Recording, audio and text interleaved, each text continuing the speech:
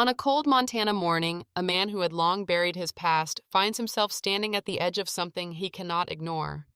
A quiet town, a broken woman, and a child who sees more than most. Sometimes the smallest moments awaken the deepest truths.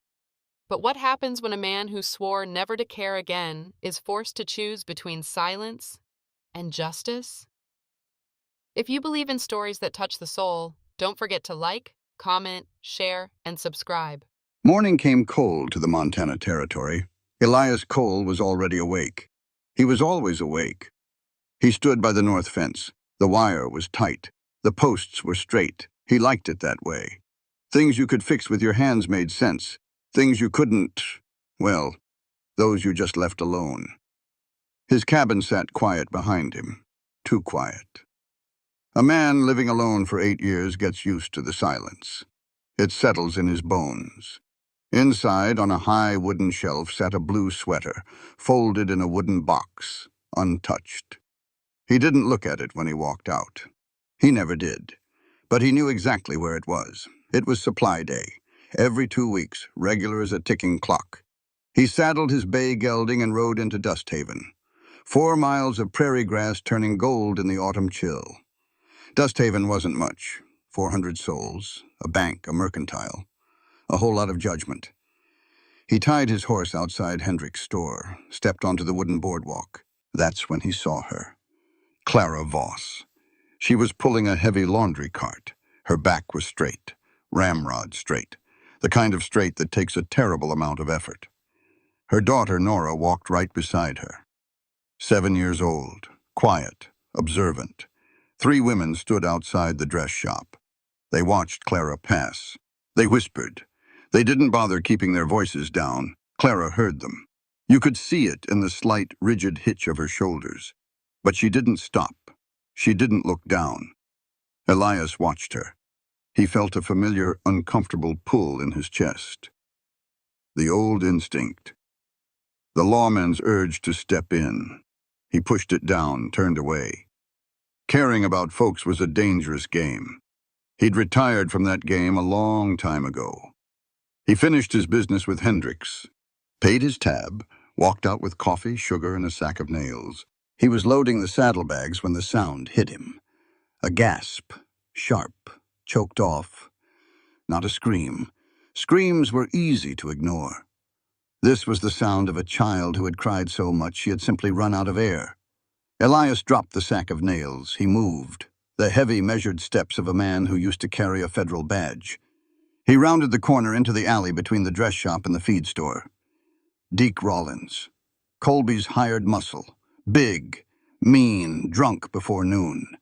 He had little Nora cornered against the brick wall. He was holding her woven basket high above her head, just out of reach, smiling a slow, cruel smile. Nora wasn't crying. She was just staring at him. Her lips trembled, but her dark eyes didn't waver. "Give it back," she said. Her voice was tiny, defiant. Rollins sneered. "Who's gonna make me? Nobody cares about a stray." Elias stepped into the shadow of the alley. "Put it down, Deke." Rollins spun around. His hand dropped instinctively toward the iron on his hip. Then he saw who it was. He froze. Elias didn't draw a weapon. He didn't have to. He just stood there, hands loose at his sides, eyes completely flat. "I said put it down," Elias said. His voice was low, quiet. It didn't bounce off the alley walls. It just sank into them.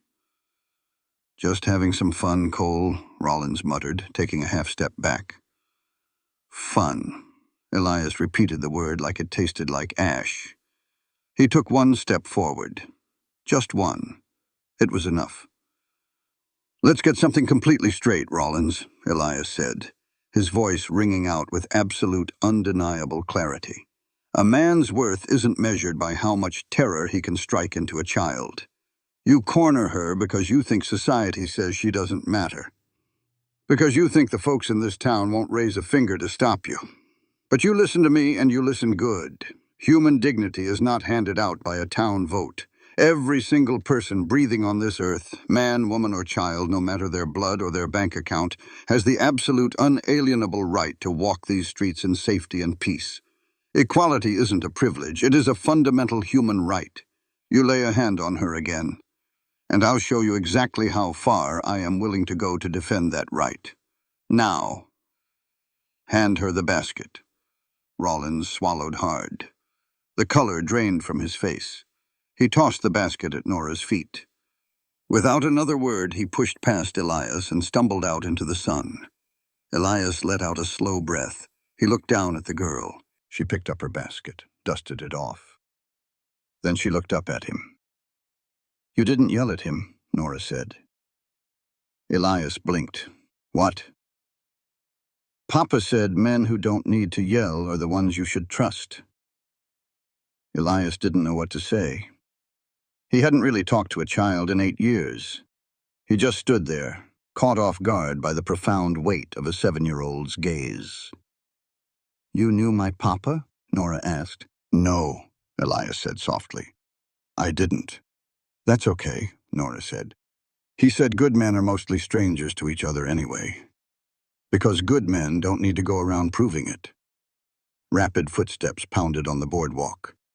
Clara rounded the corner. Breathless, panicked. She saw Nora. She saw Elias. She moved fast, stepped right between them. A fierce human shield. "Nora, come here." "He helped me, Mama," Nora said. "Rollins took my basket." Clara looked at Elias. She really looked at him. Her eyes were dark and guarded. She was searching for the catch, the price tag on his kindness. She had learned the hard way that favors in this town always cost something. Elias didn't offer a charming smile. He didn't tip his hat. He just gave a slow, single nod of his head. "Thank you," Clara said, short, sufficient. She turned and walked away. Nora followed. But halfway down the alley, the little girl stopped. She looked back over her shoulder. She didn't wave. She didn't smile. She just looked, memorizing his face. Elias walked back to his horse later that afternoon. Elias was mounted up, ready to ride out of town. He paused at the edge of Main Street, just watching. Clara was counting her meager laundry coins near the mercantile. Nora stood a few paces away. In the dirt alley across from the girl, a street kid sat hunched in the shadows. Maybe 4 years old, dirty face, hollow eyes, staring intently at the single piece of cornbread in Nora's hand. It was Nora's lunch, her only lunch. Clara didn't see. She was busy worrying over the ledger. Nora looked at her cornbread. She looked at the starving child. She didn't hesitate. She didn't look around for permission. She walked over. She broke the bread perfectly in half. She handed the bigger piece to the stranger. She didn't wait for a thank you. She didn't offer an explanation. She just turned and walked quietly back to her mother. Elias watched it all. He nudged his horse forward, rode back to his empty cabin. He cooked his dinner. He ate alone, the exact same routine as the last 3,000 days. But that night, as the cold Montana wind howled across the prairie, Elias lay awake. The blue sweater sat in its box. The house was dead quiet. But for the first time in 8 long years, Elias Cole wasn't thinking about the dead. He was thinking about the living. Morning always broke the same way at the North Ranch. Cold, quiet, predictable. Elias Cole preferred it that way. He was up before the sun. The floorboards were freezing. He didn't notice. He went to the iron stove, fed it wood, struck a match. The fire caught, throwing harsh orange light against the spotless walls. His house was clean, too clean for a man living alone. It was the cleanliness of a man who refused to leave a mark. There was a long wooden table, 4 chairs. He only ever sat in one. The other 3 gathered a fine, invisible layer of prairie dust. He didn't wipe them down. That would mean acknowledging they were empty. He boiled water, made coffee, poured exactly 1 cup. He walked past the closed door in the hallway. The room he had painted white 8 years ago. The room meant for a baby that never drew breath. He walked past it twice a day. He never stopped. He never looked at the knob. He took his coffee out to the porch. The sun was just bleeding over the jagged eastern peaks. He looked toward his north pasture, and he stopped drinking. Elias set the tin cup down. He stepped off the porch. He walked the half-mile to the fence line. The frost crunched under his boots. He stood before the wooden rails, 3 of them. They were down, but they hadn't fallen. They hadn't snapped in the wind. They had been cut. Clean, precise strokes of a heavy saw. Someone had stood here in the dark. Someone had taken their time. It wasn't a theft. Nobody stole 3 rails of wood. It was a message. Elias stood in the freezing air. His face didn't change. His breathing didn't shift. But down at his side, his right hand curled. The fingers flexed inward, gripping the ghost of a Colt revolver he hadn't worn in nearly a decade. The reflex was buried deep, but it wasn't dead. He let the hand open. He stared at the cut wood. Someone was talking to him, and in this part of the country, a cut fence was a threat. 4 miles away, in the shadow of Dusthaven's expanding edge, Clara Voss was already working. Her cabin was small, 2 rooms, a tin roof, a stone well in the yard, but it was immaculate. Poverty didn't mean surrender, not to Clara. The curtains were faded, but they were ironed straight. The floorboards were worn, but they were swept clean. She stood at the washboard, hot water, harsh lye soap. Her knuckles were red, raw. She scrubbed a wealthy man's shirt until her arms ached. Nora sat at the small kitchen table. She was eating cornmeal mush. There wasn't any milk, just a little honey. She ate it without complaint. "Mama," Nora said. Her voice was quiet, steady. "Yes, Nora." Clara didn't stop scrubbing. "That man from yesterday. The one in the alley." Clara's hands slowed. She looked down at the suds. "What about him?" "He has sad eyes." "A lot of people have sad eyes, sweetie. The West is hard on people." "Not like his," Nora said. She took a small bite of mush, chewed, swallowed. "His are the kind of sad that's been there a long time. Like it moved in and stopped being a visitor. It's just his roommate now." Clara stopped scrubbing completely. She looked over her shoulder at her 7-year-old daughter. Sometimes Nora said things that were entirely too big for a child. "Finish your breakfast, Nora." Clara turned back to the washboard. But her mind drifted, a sadness that moved in. She knew what that looked like. She saw it in the mirror every morning, before she washed her face, before she put on her armor for the town. A heavy knock rattled the wooden door. Clara dried her hands on her apron. She opened the door. Ruth Carey stood on the porch.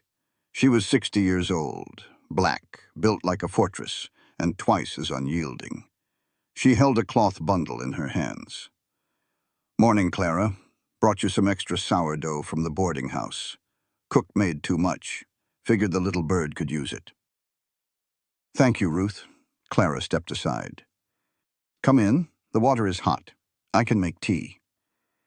Ruth stepped inside. She handed the bread to Nora, who smiled and said a polite thank you. Ruth sat at the table. She watched Clara pour the hot water. "I heard what happened yesterday," Ruth said. Her voice was a low rumble. "In the alley, with Colby's trash." Clara set the teacup down. "Word travels fast. Dusthaven is a small town, Clara, and people talk, especially about Elias Cole." "That's his name?" "Elias Cole," Ruth nodded. "Used to be a deputy marshal up in Dakota a long time ago. Thought that man had turned into a piece of the mountain. Nobody's heard him speak more than 3 words in years." "He spoke yesterday," Clara said softly. "So I hear. You know his story?" "It isn't my business." "Maybe not, but you ought to know. His wife died 8, maybe 9 years ago. Sickness. She was pregnant. He was out hunting outlaws when it happened. Came back to a hole in the ground. He just folded up after that. Like a chair nobody sits in anymore." Clara looked out the window, toward the distant snow-capped mountains, a folded-up chair. "Nora spoke to him," Clara said. Lord, Ruth chuckled, shaking her head. That child talks to God and stray dogs exactly the same way, like they both deserve her time. It worries me, Ruth. The world isn't kind. No, it isn't, Ruth said, her face turning serious. But that child has a gift. Don't you dare let this town steal it from her. By mid-morning, Elias was in Dusthaven. He went to the local jailhouse. Deputy Sam Holt was sitting at the desk, young, eager, nervous. Holt respected Elias. Everybody who knew what a Marshall star weighed respected Elias. Elias told him about the fence. Holt wrote it down, but he looked uncomfortable. Mr. Cole, it's 3 rails. Could have been drifters, could have been kids. Kids don't saw through solid oak at 3 in the morning, Sam. It was a message. A message from who? You don't bother nobody. That's what I want you to find out. Elias left the office. He knew Holt wouldn't do anything. Dusthaven law was weak. It bent to the wind, and the wind in Dusthaven usually blew from Harrison Colby's bank. Elias walked down the wooden boardwalk. He adjusted his coat against the chill. He was heading for his horse. Then he saw her again, Clara. She was standing outside the large painted house of Mrs. Morrison, the richest woman in town. Clara was holding a woven basket, empty now. She had just delivered the clean laundry. Mrs. Morrison stood on her sprawling porch. She was wearing a silk dress. She looked down at Clara, literally and figuratively. The collars weren't starched enough, Mrs. Voss, Mrs. Morrison said. Her voice carried. She wanted the street to hear. I expect better if I'm going to employ a woman of your background. Clara stood tall. She didn't flinch. I used the starch you provided, ma'am. It will be 75 cents for the week. Mrs. Morrison sniffed. She opened her velvet coin purse. She took out 3 quarters. But she didn't hand them to Clara. She tossed them. The silver coins hit the dirt at Clara's feet. One rolled into a muddy puddle. Pick it up, Mrs. Morrison said coldly, and try harder next week. Clara looked at the money in the dirt. Her jaw tightened. Her hands balled into fists at her sides. She needed that money. She needed it for Nora.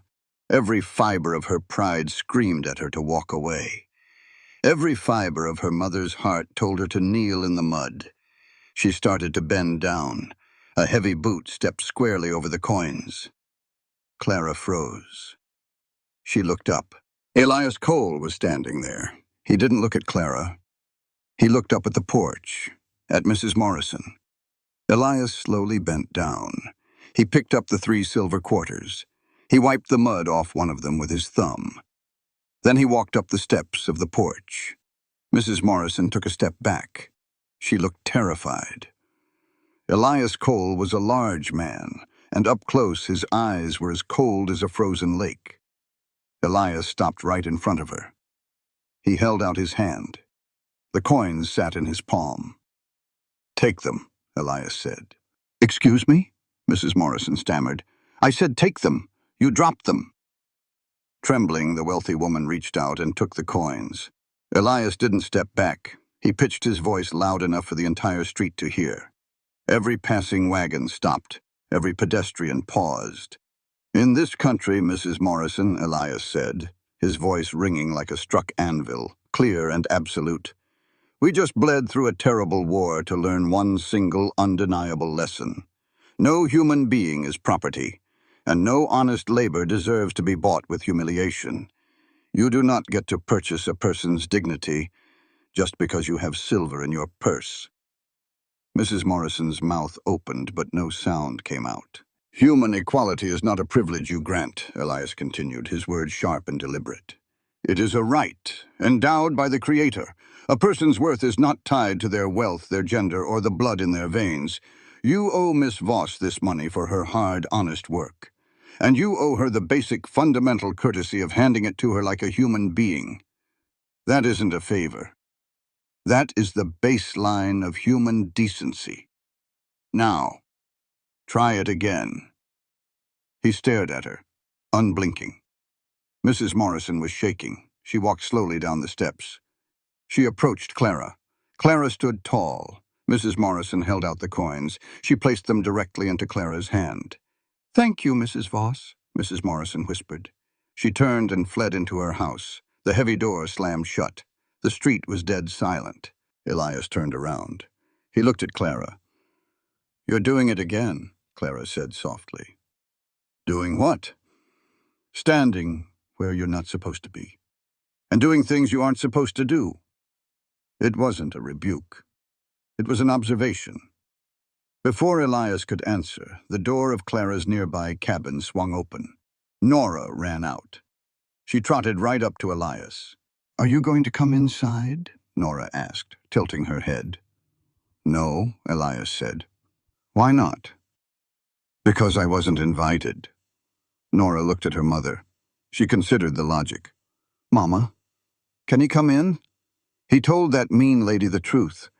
Papa said people who tell the truth out loud should at least get a hot cup of tea." Clara looked at her daughter. Then she looked at the tall, broken cowboy standing in the street.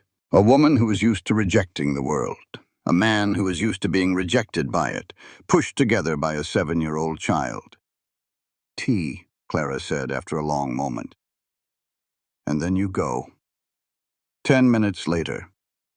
Elias Cole sat in Clara Voss's kitchen. He didn't remember the last time he had sat in a room that smelled like this. Soap, honey, clean linen, life. Clara set a ceramic cup in front of him. Steam rose from the dark liquid. Elias wrapped his large, calloused hands around the delicate cup. He held it tight, tighter than necessary, as if he was afraid the warmth would vanish if he let go. Nora sat across the table. She watched his hands. She didn't say anything, but she remembered. Elias looked at Clara. "Your fence," he said quietly. "What about it?" Clara asked, sitting down with her own tea. "Is it whole?" Clara frowned. "Yes. Why?" "Mine was cut last night. 3 rails sawn through." Elias took a sip of the hot tea. "You should check your property line. Careful and scared look different, Mrs. Voss. Right now you need to be careful." Clara looked at the dark tea in her cup. She knew what he meant, but she didn't know how to stop the storm that was coming. Elias drank his tea. The house was warm. The silence wasn't empty. It was full. And for the first time in an eternity, the cowboy didn't want to leave. The knock on Clara's door the next morning was light, polite, measured. Clara opened it. Harrison Colby stood on her porch. He was a man who wore his wealth like a weapon. A fine wool suit, a silk cravat, boots polished to a mirror shine, completely immune to the Dust Haven mud. He was 52, handsome in a sharp, predatory way. He removed his hat. He smiled. It was a smile that didn't reach his eyes. "Mrs. Voss." "Good morning." "Mr. Colby," Clara said. She didn't open the door any wider. She didn't invite him in.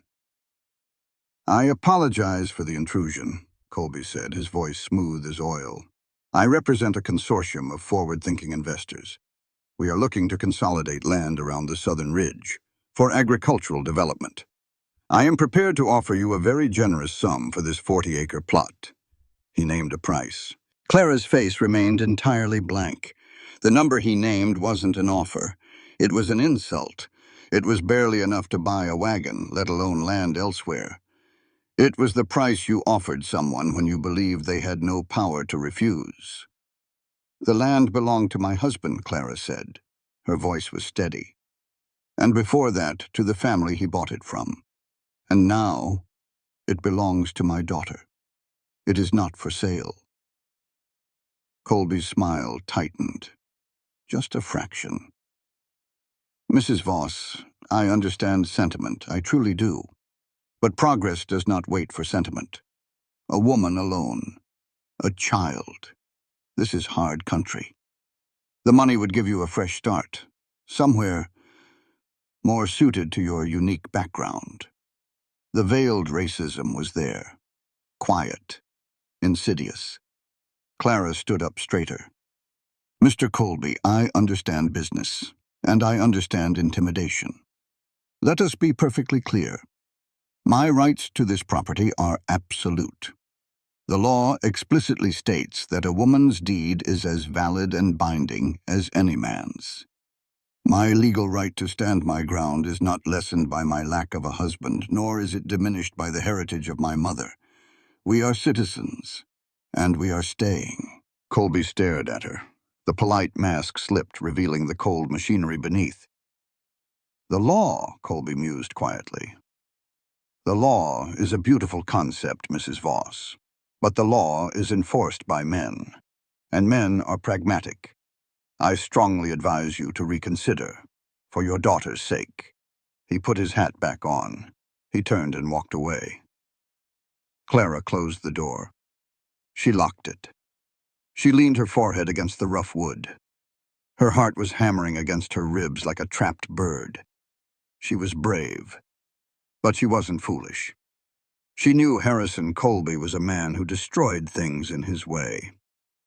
Later that afternoon, Ruth Carey came by. Clara told her about Colby's visit. Ruth stopped sweeping the porch. She leaned heavily on the broom. Clara, listen to me. Colby is a snake, and a snake doesn't ask for permission to bite. I told him the law protects me.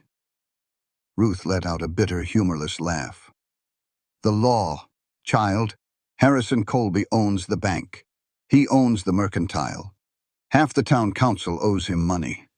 3 families sold out to him last year. You know why? Clara shook her head. The Miller family had a barn fire. Total loss. The Hendersons found their cattle poisoned by the creek. The Smiths got tied up in a fake boundary lawsuit until the legal fees bled them dry. Colby doesn't use guns. He uses leverage. He uses fear. You are alone out here. I have nowhere else to go, Ruth. If I sell for that price, Nora and I will be begging in the streets of Billings. Ruth looked at her friend. Deep, genuine sorrow in her eyes. This is a different kind of alone, Clara. This is the dangerous kind. 4 miles north. Elias was walking his southern property line, the part of his ranch that bordered the dry creek bed. He was checking the perimeter. He found it near the old cottonwood tree, his secondary well, the one he used for the grazing cattle in the summer. It was ruined. Heavy stones, boulders really, hauled from the creek bed and dropped straight down the shaft. The water was blocked. The well was useless. It would take a week of brutal labor to clear it. Elias stood looking down into the dark hole. It wasn't a prank. It was calculated. Someone was testing his borders, testing his reactions. Elias walked back to his cabin. He didn't make coffee. He didn't sit in his chair. He went straight to the heavy oak trunk at the foot of his bed. He opened it. Inside lay the remnants of a past life, a silver star, a worn leather gun belt, and a stack of thick leather-bound ledgers. Elias pulled out a blank ledger. He took it to the kitchen table. He found an inkwell and a steel nib pen. He sat down. He opened the book.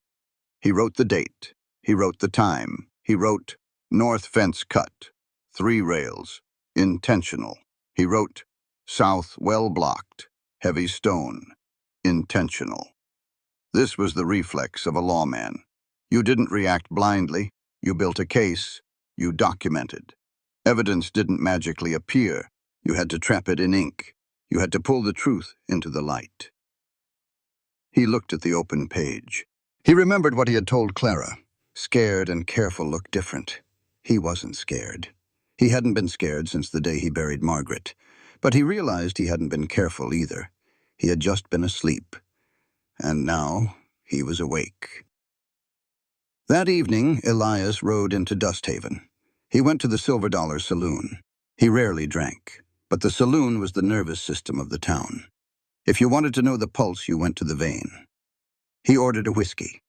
He didn't drink it. He stood at the end of the mahogany bar, leaning his back against the wood, watching the room. The swinging doors parted.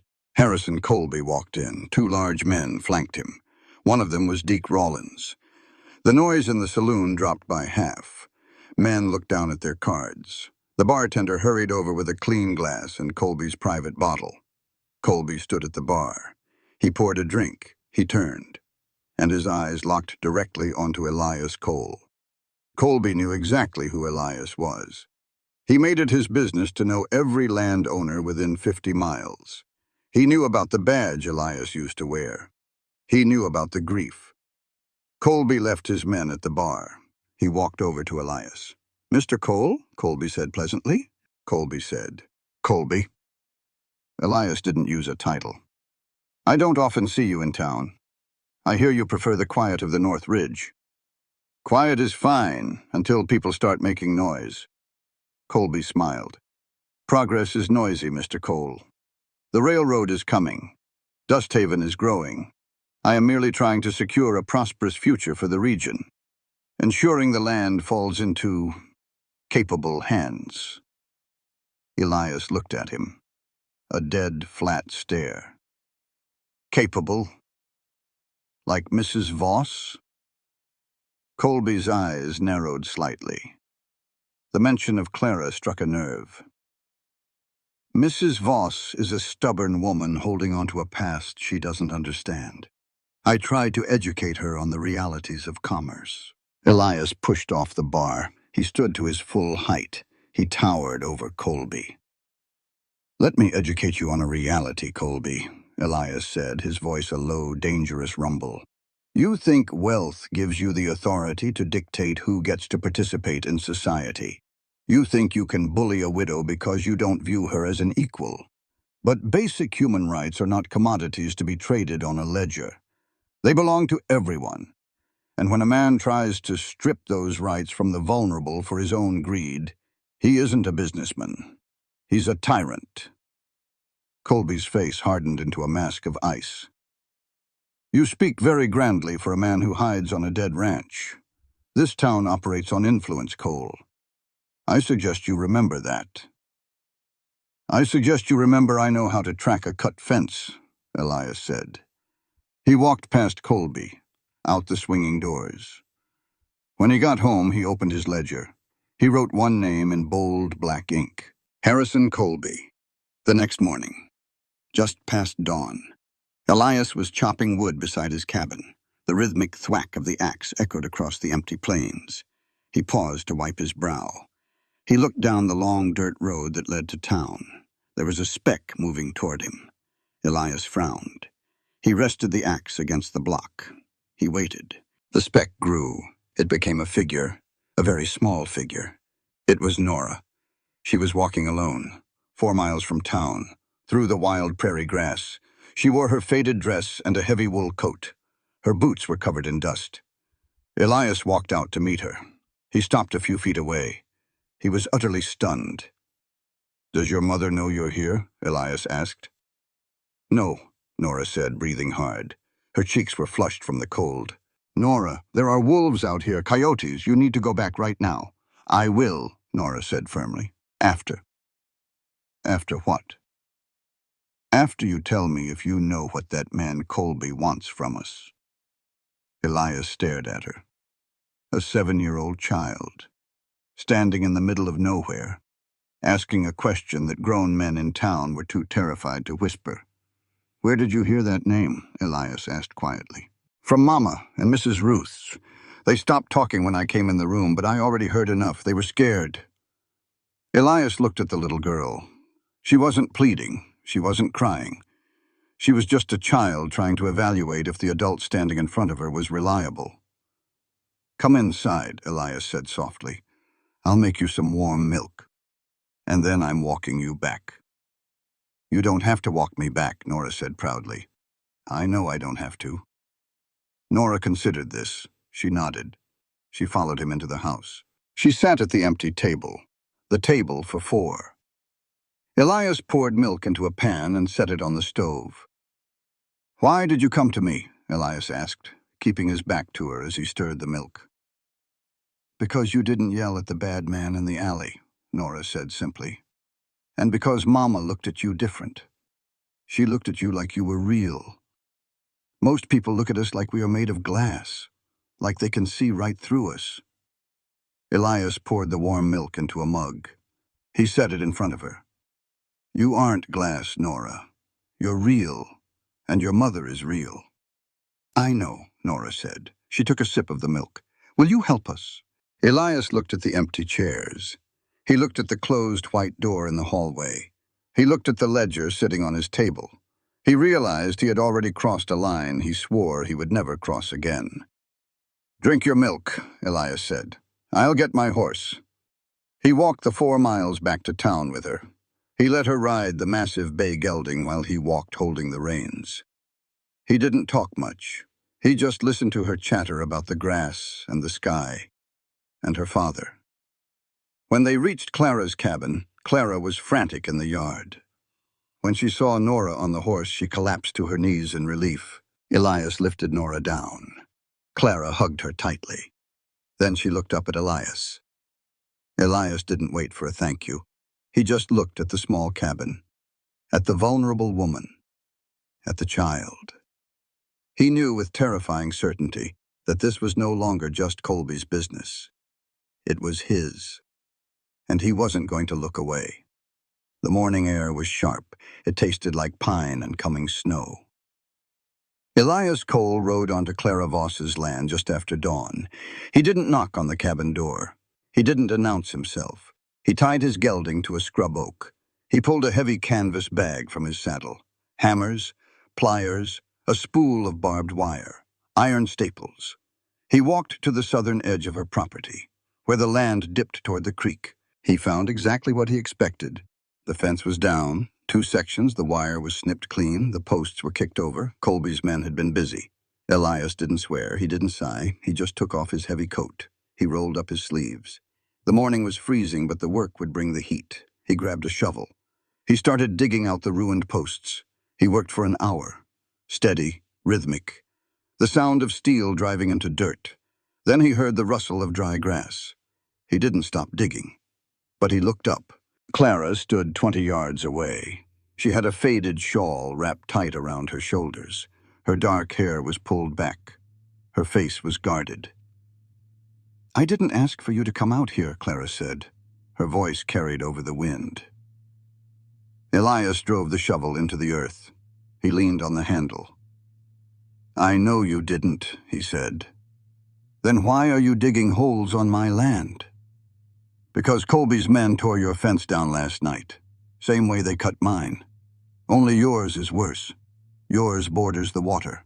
Clara looked at the ruined wire. She looked back at him. Her jaw tightened. She was a woman who was used to paying for every kindness. She was trying to calculate the cost of this one. You can tell me to leave, Elias said. That is your right. You own this dirt. Say the word. I pack my tools. But the fence needs fixing either way. Clara stood very still. The wind whipped the hem of her skirt. She looked at the sweat on his brow.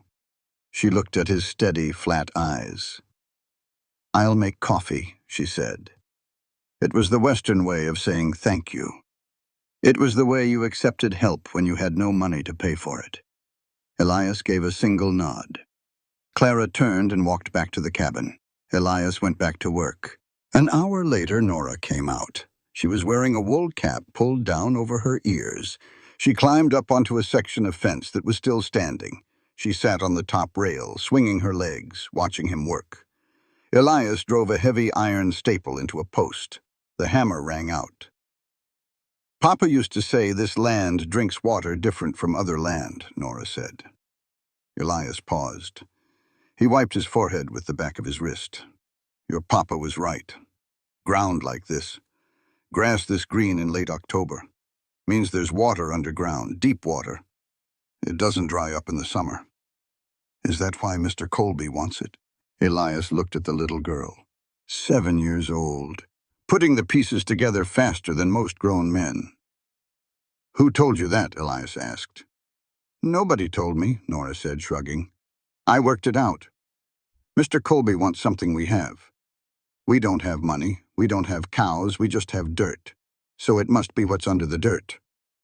Elias picked up the hammer again. You're probably right. Then we won't sell. It's not always that simple, Nora. Why not? Elias didn't answer right away. He swung the hammer. He drove another staple deep into the wood. How do you explain the cruelty of the world to a child? How do you tell her that a piece of paper and a corrupt judge can steal everything she owns? Because some men don't take no for an answer, Elias said quietly. By noon, the sun was high. The chill was gone. Elias had replaced the posts. He was stretching the wire. His muscles burned. A good, honest burn. Clara walked out from the cabin. She carried a tin plate and a steaming mug. She didn't invite him inside. Not yet. But she didn't let him go hungry. She set the plate on a wide, flat rock near the fence line. Slices of smoked ham, a heavy biscuit, black coffee. Elias set his tools down. He walked over. He sat on the dry grass. Clara sat on the other end of the rock. Nora was inside, taking her afternoon nap. They ate in silence for a few minutes. The vast Montana sky stretched endlessly above them. "Ruth told me about your wife," Clara said suddenly. Elias stopped chewing. He looked out at the horizon. It wasn't a question meant to pry. It wasn't gossip. It was an offering. She was trying to understand the man sitting on her land. "Margaret," Elias said. His voice was rough, unused to the name. "Yes." Elias put his coffee mug down. He looked at his calloused hands. "She used to hum when she cooked," Elias said softly. "Not any song in particular, just a sound, like she was keeping the food company, like she was talking to it." Clara watched his profile. He looked like a man standing on the edge of a very high cliff. "I don't remember the last thing I said to her," Elias continued. His voice was hollow. "I've tried. I've sat in the dark for 8 years trying. I can remember the color of the sky that morning. I can remember the smell of the saddle leather, but I can't remember my last words to her." The silence stretched out between them. The wind rustled the tall grass. "Thomas used to whistle," Clara said. Her voice was gentle. "He was terrible at it. Completely off key. Nora would cover her ears and laugh until she couldn't breathe." Elias looked at her. Two people holding the ghosts of their past. "Does the missing get smaller?" Elias asked. It was a vulnerable thing for a hard man to ask, but he needed to know. Clara thought about it. She looked down at her hands, red from washing other people's clothes. "No," Clara said. "It doesn't get smaller, but you get bigger around it. Eventually there is more of you than just the missing. If you let yourself grow. And if you don't, then you just stay the same size, and the missing fills every part of you." Elias looked away. He knew she was right. He had stayed the exact same size for 8 years. Clara pulled her shawl tighter. "I know why Colby thinks he can take this land, Elias. It isn't just because he has money. It's because he looks at me and sees nothing. I am the daughter of a Lakota woman and a German settler. I belong nowhere. I am the woman the town looks past. I am the last choice for everything. They think I have no right to stand my ground." Elias set his plate aside. He turned to face her fully. His eyes were fierce, piercing. "Listen to me, Clara," Elias said. His voice left no room for argument. "They call you the last choice because they measure a person's worth by pedigree and property. But that is a lie they tell to make themselves feel big. Human dignity is not a commodity to be weighed on a town scale. We are created equal, endowed by the Almighty with absolute, unalienable rights. The right to exist, the right to be free, the right to be respected as a living, breathing soul." Clara stared at him. Her breath caught in her throat. "Your worth is absolute," Elias continued, his voice ringing with conviction. "It does not depend on the approval of a town council or the gossip of idle women. Every human being deserves to be treated with dignity, regardless of their bloodline. The fact that this town is blind to your dignity does not mean it isn't there. I see it, and I do not need anyone's permission to respect a fellow human being. Do you understand me?" Clara felt a tear break loose. It slid down her cheek. She didn't wipe it away. No man had ever spoken to her like that, not with pity, but with absolute righteous certainty.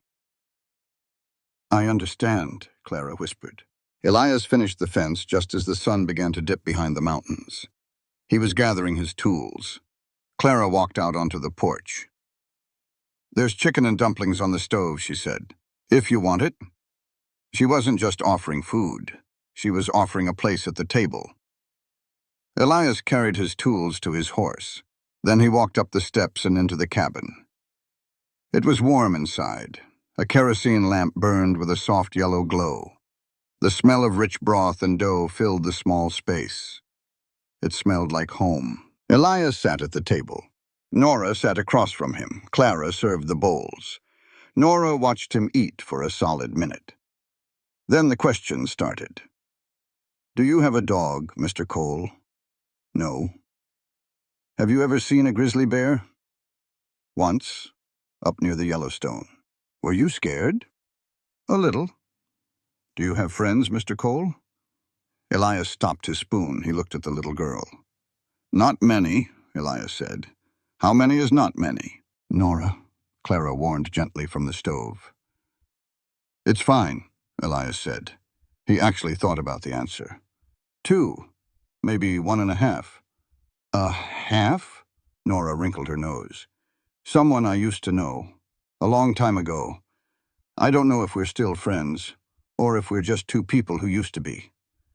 Nora considered this very seriously. She took a bite of her dumpling. "I think if you remember each other, you're still friends," Nora said. "Friendship doesn't just stop. It just pauses sometimes, like a clock when you forget to wind it." Elias looked at her. Out of the mouths of babes. He looked over at Clara. She was smiling. A real, genuine smile. It changed her whole face. It made her look stunning. After dinner, Nora fell asleep in the rocking chair by the stove. Clara picked her up, carried her into the bedroom.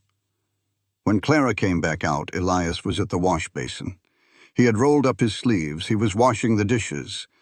Clara stopped in the doorway. She watched his broad back, the slow, careful movements of his hands in the soapy water. Nobody had washed dishes for her since Thomas died. Elias finished. He dried his hands on a towel. He turned around. He picked up his heavy coat. He put it on. He picked up his hat. "Thank you for dinner, Mrs. Voss," Elias said. "Thank you for the fence, Mr. Cole," Clara said. They stood there for a moment. The space between them felt charged, heavy with things unsaid, heavy with a sudden, terrifying hope. Elias stepped out onto the porch. He walked to his horse. The ride back to his ranch was freezing. The wind bit through his coat. But Elias didn't feel the cold. He rode into his dark yard. He looked at his empty cabin. No light in the window, no smoke from the chimney. He tied his horse. He stood in the dark. For the first time in 8 years, Elias Cole didn't want to go inside. He wanted to turn his horse around. He wanted to go back to the warm kitchen, to the smell of chicken broth, to the woman with the dark, guarded eyes. He was waking up. And it hurt. The next morning, Elias didn't go outside. He sat at his table. He pulled the leather-bound ledgers from the trunk, the records of his life as a deputy marshal. He flipped through the brittle pages. Dust motes danced in the morning light. He was looking for a specific year, 1874. He found it. A brief entry, written in his own sharp handwriting. Dust Haven Territory, Silver Creek Mine, cave-in, 5 dead. Local magistrate ruled it geological instability. Case closed. Elias stared at the ink. He looked at the name of the magistrate who signed off on the closure. William Vance. Vance wasn't a judge. He was a clerk whose debts had magically disappeared the year after the mine collapsed. Debts held by Harrison Colby's bank. Elias closed the ledger. The pieces were fitting together, and they formed a very ugly picture. Colby wanted the silver vein. The independent miners refused to sell. The mine collapses. The miners die. Colby buys the ruined claims for pennies, and Thomas Voss was one of the dead. Elias rode into Dusthaven before noon. He tied his horse outside the small Catholic church at the end of Main Street. The whitewash was peeling. The wooden cross on the roof leaned slightly to the left. Elias pushed the heavy oak doors open. It was dim inside, smelled of old incense and melting wax. Father Augustine sat in the front pew. He was a frail man of 65. His vestments were worn. In his trembling hand, he held a silver flask. Elias walked down the center aisle. His boots echoed loudly on the wooden floorboards. Augustine didn't turn around. He just sighed. "I wondered when someone would finally come asking," the priest said. His accent was thick, French, tired. Elias sat in the pew next to him. He looked up at the crucifix above the altar. "You know something about the Silver Creek mine," Elias said. Augustine took a slow sip from the flask. "I know many things, Elias. Knowing and doing are two very different problems for a man in my position. A man died. 5 men died. And Colby is trying to steal a widow's land. I am bound by the sacrament of confession," Augustine whispered. "Colby came to me. Years ago, he was drunk, terrified of hellfire for one brief fleeting night. He spoke. I listened. I cannot testify to what I heard." "Was it a formal confession?" Elias pressed. "Or was it a drunk man running his mouth in a parlor?" Augustine looked at Elias. His eyes were bloodshot, full of decades of guilt. "That is a much more useful legal question than I expected from a cowboy," Augustine murmured. "I'm not a cowboy, Father. You know what I used to be." Augustine nodded slowly. He capped the flask. "I cannot speak against him. Not yet. The church would strip me. Colby would ruin me. But there is a letter." Elias went very still. "What letter?"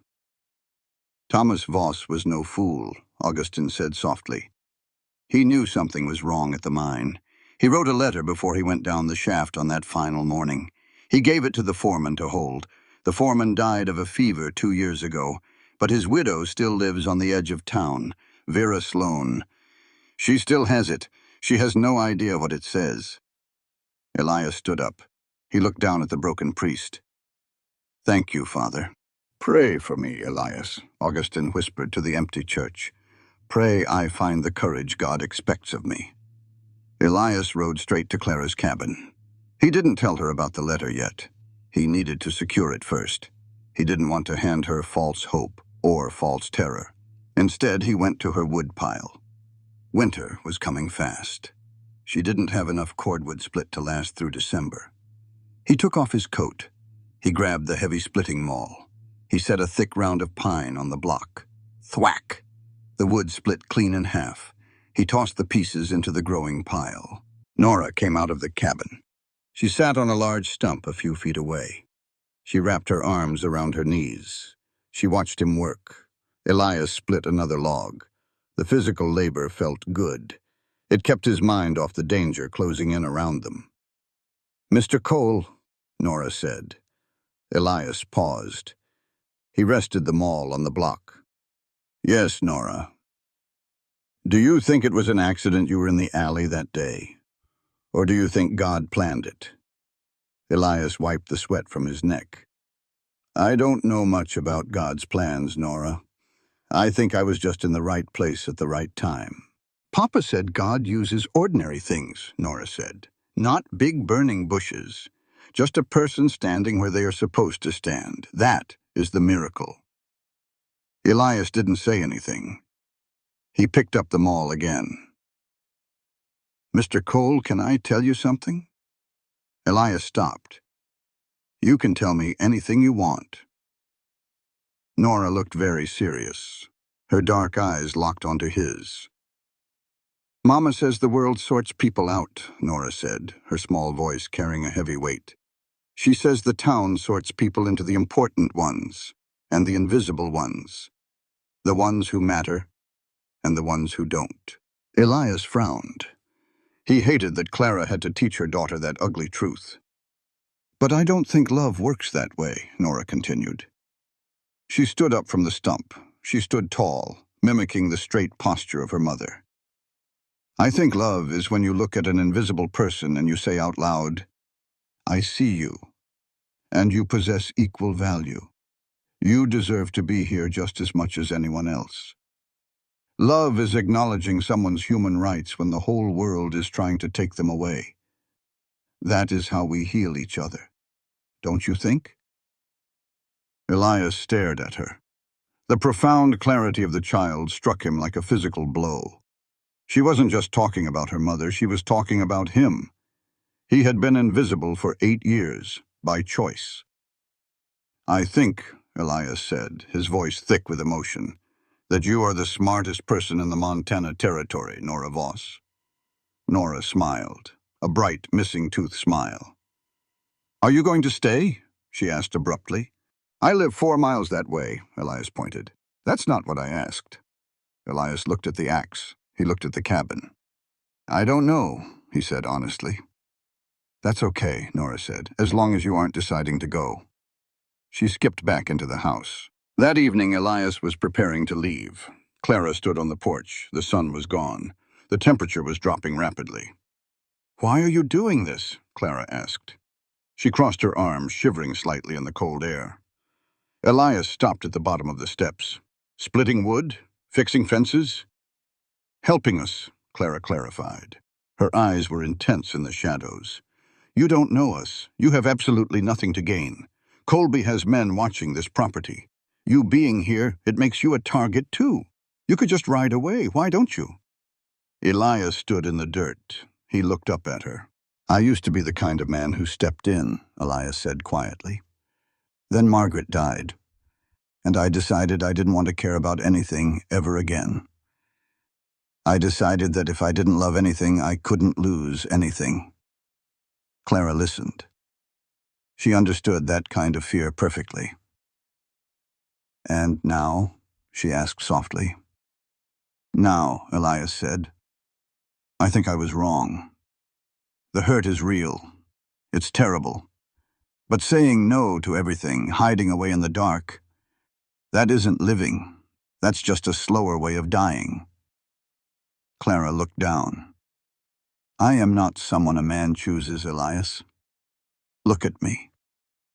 Look at how this town treats me. I am the woman they look past. I am the last one they'd think of." Elias took 1 step up the stairs. The distance between them closed. "I know," Elias said. His voice was steady, absolutely certain. "I chose you first." Clara's breath hitched. She looked up into his eyes. There was no pity there, no hesitation. Just the solid, undeniable truth of a man who had made up his mind. Elias touched the brim of his hat. "Good night, Clara." He turned and walked to his horse. The morning broke with a scream. Elias wasn't there. He was at his ranch. But Clara was awake. She stepped out onto her porch to fetch water. She stopped dead. Lying squarely in the center of the wooden planks was a dead chicken. Its neck was broken. Its white feathers were soaked in dark, drying blood. It had been placed deliberately, positioned directly in front of the door. It wasn't an animal attack. A coyote takes its kill. A fox drags it away.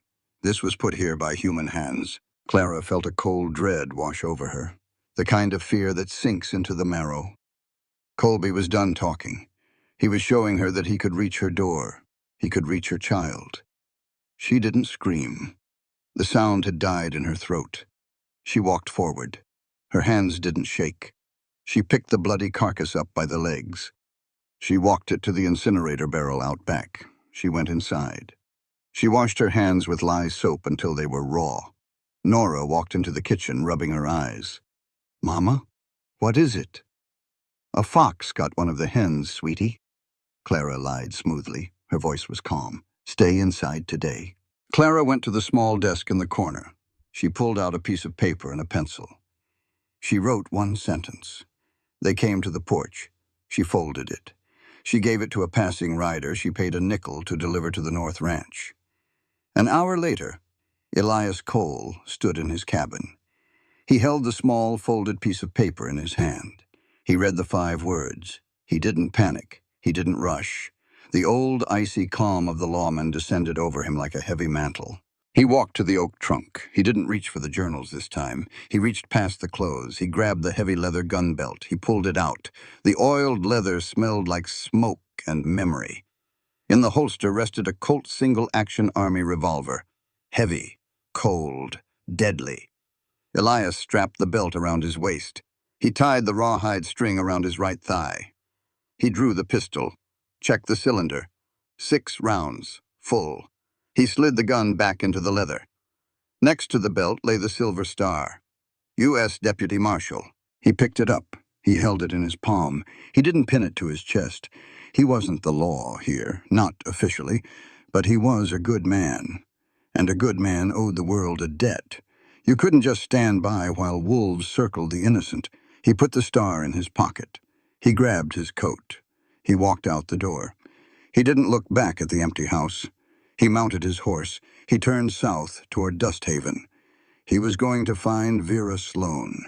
He was going to find Thomas Voss's letter. And then he was going to tear Harrison Colby's empire down to the bare dirt. Elias Cole rode to the edge of town. Vera Sloane lived in a shack where the prairie met the rocks. It was a lonely place. It looked exactly like the kind of place you would live if you were holding on to a dangerous secret. Elias knocked. The door cracked open. Vera peered out. She was 60, but she looked 80. Fear ages a person fast. "Mrs. Sloane," Elias said. "My name is Elias Cole. I used to carry a badge up north." She looked at his eyes. She opened the door. Inside, it smelled of stale bread and old dust. Vera didn't offer him a seat. She just crossed her arms. "I know why you're here," she said. Her voice was like dry leaves. "Father Augustine sent a boy this morning. Said a man was coming to ask about my Henry." "Henry was the foreman at Silver Creek," Elias said. "He knew what happened." Vera looked at the floorboards. "My Henry was a weak man, Mr. Cole. He wasn't bad, just weak. Colby paid him to pull the timber supports early, to clear out the independent claims. Henry didn't know the men were still down there, not until it was too late." Elias felt a cold knot pull tight in his chest. "A man named Thomas Voss wrote a letter," Elias said. "Before he went into the dark. Augustine said your husband kept it." Vera walked to the corner of the room. She pulled back a faded rug. She pried up a loose floorboard. She reached into the dirt beneath the house. When she stood up, she held a yellowed envelope. The wax seal was unbroken. "Henry kept it because he was terrified," Vera whispered. "He thought if Colby ever came to kill him, he could trade it for his life. But the fever took Henry first. Take it. Please, get it out of my house." Elias took the letter. "Thank you, Mrs. Sloane. You did the right thing." He rode back to Clara's cabin. He rode fast. Clara wiped her hands on her apron. She looked at the envelope Elias placed on her kitchen table. It said, "For Clara and Nora, if I do not come out." Clara's breath caught. She reached out. Her fingers trembled. She broke the wax seal. Elias stepped back to give her space. But the cabin was small. He couldn't help but see her face change. She read the words. Her eyes moved back and forth. The paper shook in her hands. It wasn't a goodbye letter. Thomas hadn't known he was going to die, but he had been suspicious. He had seen Henry taking money from Colby's men. He had seen the supports being weakened. He wrote it down so Clara would have proof if the worst happened. Clara put the letter down. She didn't cry. She just stared at the table. The silence in the room was absolute. "He knew," Clara whispered. "Yes," Elias said softly. "He wrote it down for me so I would know the truth." "Yes." Clara looked up. Her dark eyes were completely dry and completely terrifying. "Colby murdered my husband. He left my daughter fatherless. so he could own a piece of dirt. That's exactly what he did, Elias said. Before they could say another word, the front door rattled. A frantic, heavy knocking. Elias put his hand on his revolver. He moved to the window. It was Ruth Carey. Elias opened the door. Ruth stumbled in. The strong, unyielding woman looked broken. Her face was gray. Tears were streaming down her cheeks. "Clara," Ruth sobbed. She didn't look at Elias. She fell to her knees in the middle of the kitchen floor. Clara rushed to her. "Ruth, what is it? What's wrong?" "I'm sorry," Ruth wept, grabbing Clara's apron. "I am so sorry, Clara. I didn't want to. God knows I didn't want to." "Didn't want to do what?" "I told him," Ruth choked out. "I told Colby's men. They came to the boarding house an hour ago. They cornered me in the kitchen. They knew Elias was asking questions. They told me if I didn't tell them what you found, they would send a wire to Kansas, to my boy. They said he would have a terrible accident at the rail yard." Clara froze. "They know about the letter," Ruth cried. "They know Elias went to get it. They're coming, Clara. They are coming right now." Clara looked at her oldest friend, the only person in Dusthaven who had treated her like a human being. She didn't feel anger. She just felt the crushing weight of how the world worked. Colby had found the one thing Ruth loved more than her own soul, and he had squeezed. "It's all right, Ruth," Clara said quietly. "I understand." Elias stepped away from the window. "They're already here," he said. Elias stepped out onto the porch. He closed the door behind him. 3 men sat on horses in the yard. Deke Rawlins was in the center. He held a Winchester rifle resting across his saddle pommel. The sun was dropping low. The shadows were getting long. "Evening, Cole," Rawlins called out. He sounded confident. He had backup this time. "Rawlins," Elias said. His voice was completely flat.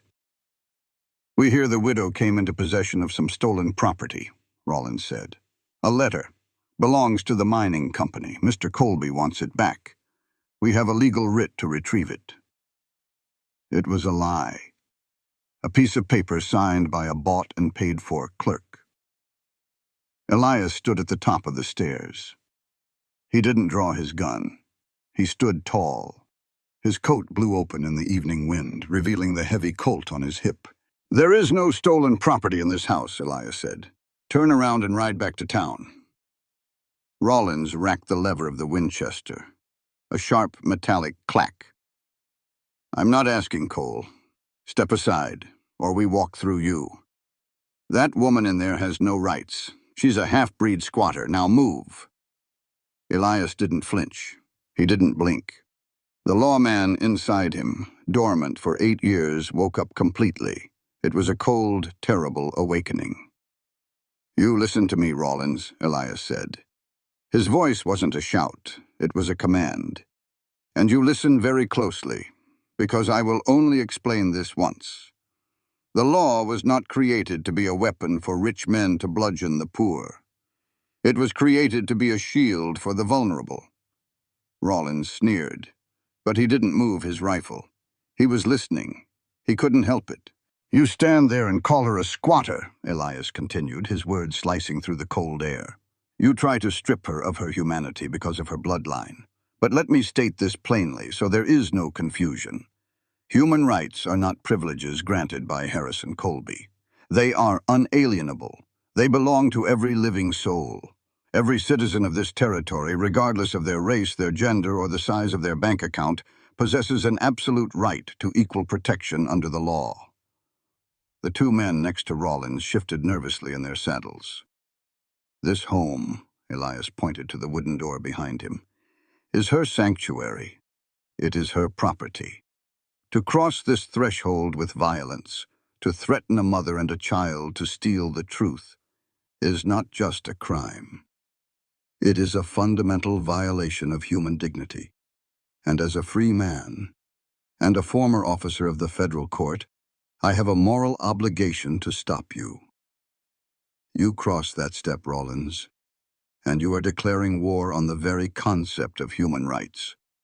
And I promise you, I will end that war before your boots hit the porch."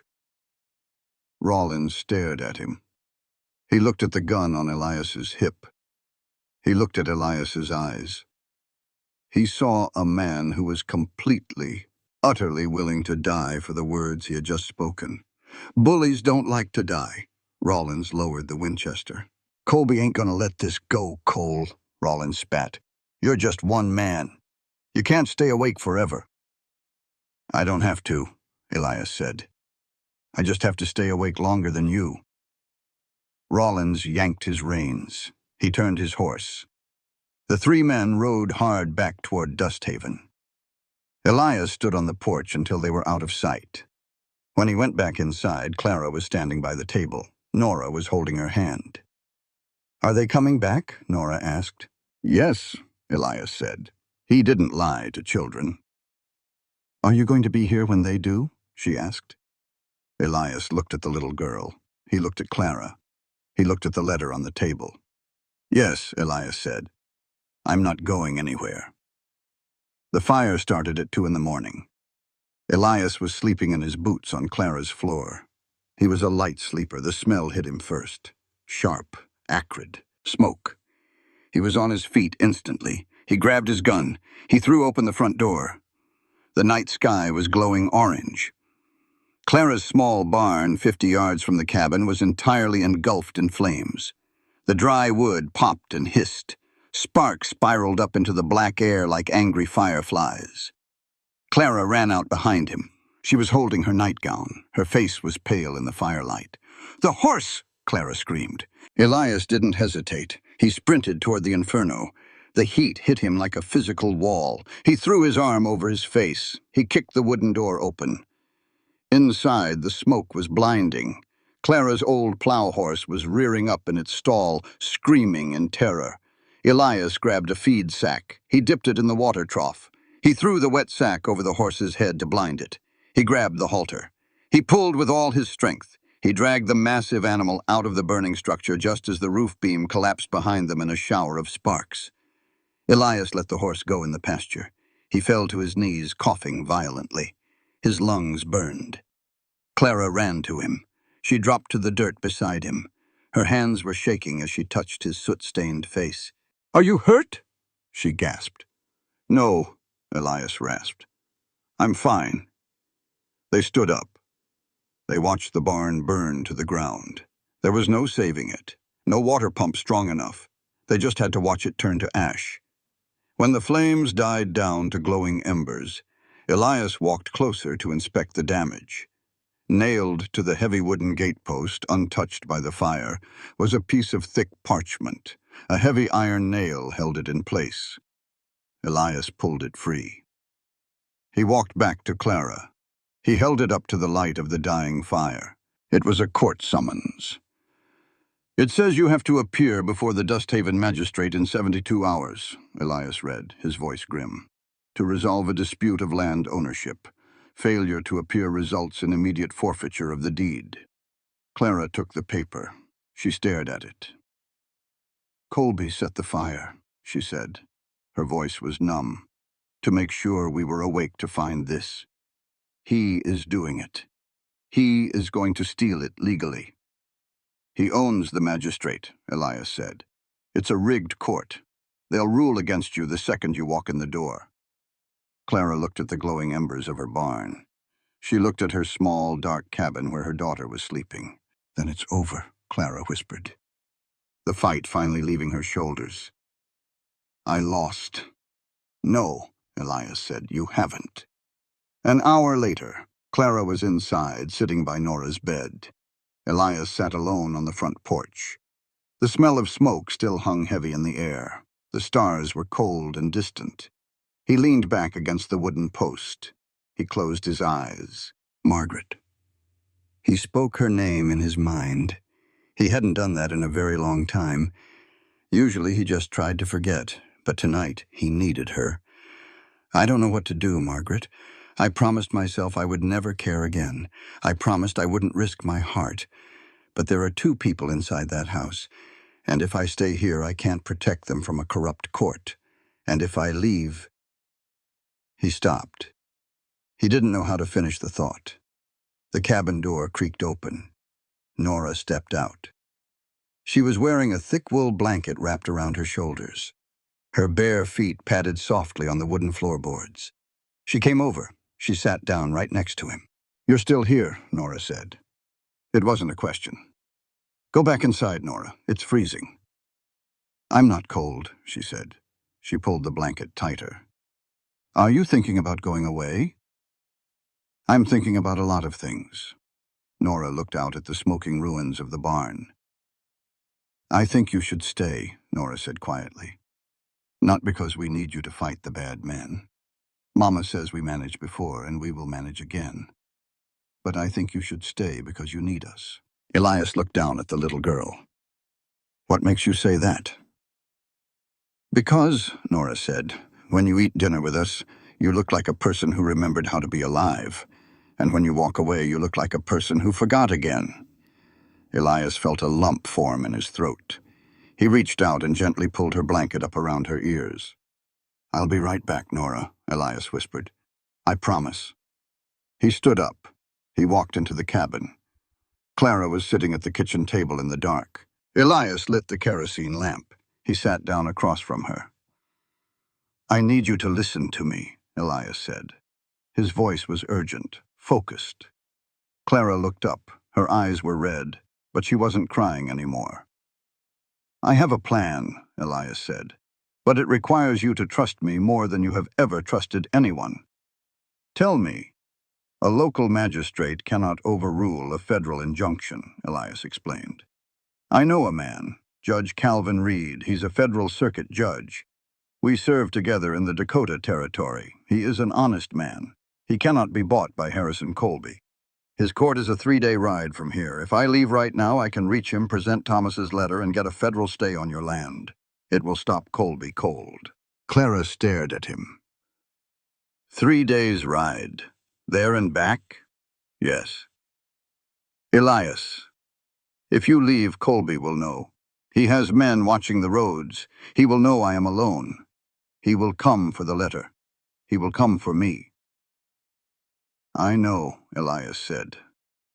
The reality of it made his stomach turn. "And if you don't make it back in time, the court date is in 3 days. "Then you don't go to the court," Elias said firmly. "You hide. You buy time. Because we have to understand what we are fighting for, Clara. This isn't just about 40 acres of dirt. This is about justice." Elias leaned across the table. He looked deeply into her eyes. "I need to say this clearly," Elias said, his voice dropping to a fierce, passionate whisper. "A corrupt court is the ultimate violation of human rights. When the law becomes a tool for the powerful to exploit the weak, society fractures. True equality, the kind of equality this nation was built upon, means that the poorest widow in the territory must receive the exact same hearing, the exact same respect, and the exact same justice as the richest banker. That is what I am riding to get for you. A fair hearing, because it is your absolute right as a human being. Will you let me do this?" Clara looked at him. She saw the absolute truth in his face. He believed every word he said, and he was willing to risk his life to prove it. She took a deep, trembling breath. "Yes," Clara said. Then she did something that shocked him. "But I have a condition," she added. "Anything. Take Nora with you." Elias sat back. "What?" "Take her with you," Clara repeated. Her voice cracked, but her eyes were fierce with a mother's resolve. "Colby wants this land. He wants the letter. If he gets desperate while you are gone, he will use Nora to force my hand. He will hurt her to break me. I cannot fight him and protect her at the same time. She is safer on the road with you. Take her. Keep her safe. Bring her back when you bring the judge." Elias was speechless. She was asking him to take her only child, the most precious thing in her world. It was a level of trust that defied logic. "Clara," Elias whispered, "are you sure?" "I have never been more sure of anything," Clara said. Dawn was just breaking. The sky was turning a bruised purple.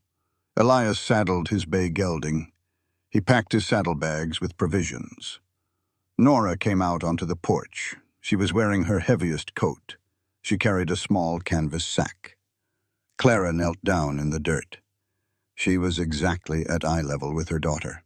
"You listen to me, Nora Voss," Clara said.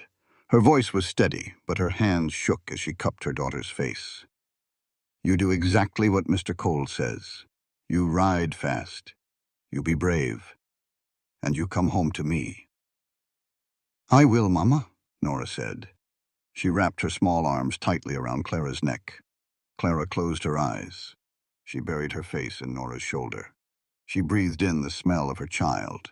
She held on for one extra second. Just one. Then she let go.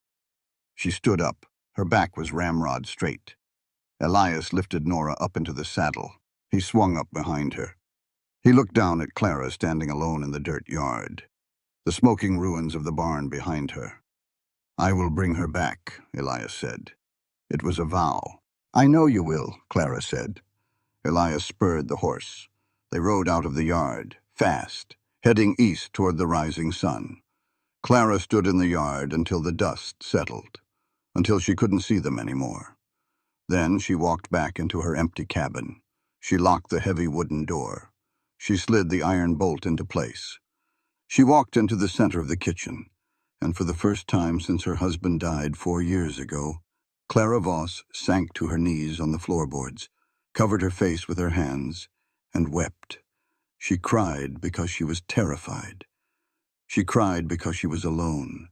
But mostly she cried because she had finally trusted a man enough to let him hold her heart. And the weight of that hope was almost too much to bear. The ride was brutal. 3 days of hard pushing. Elias kept the pace fast. He rested the gelding only when necessary. Nora rode in front of him. She didn't complain.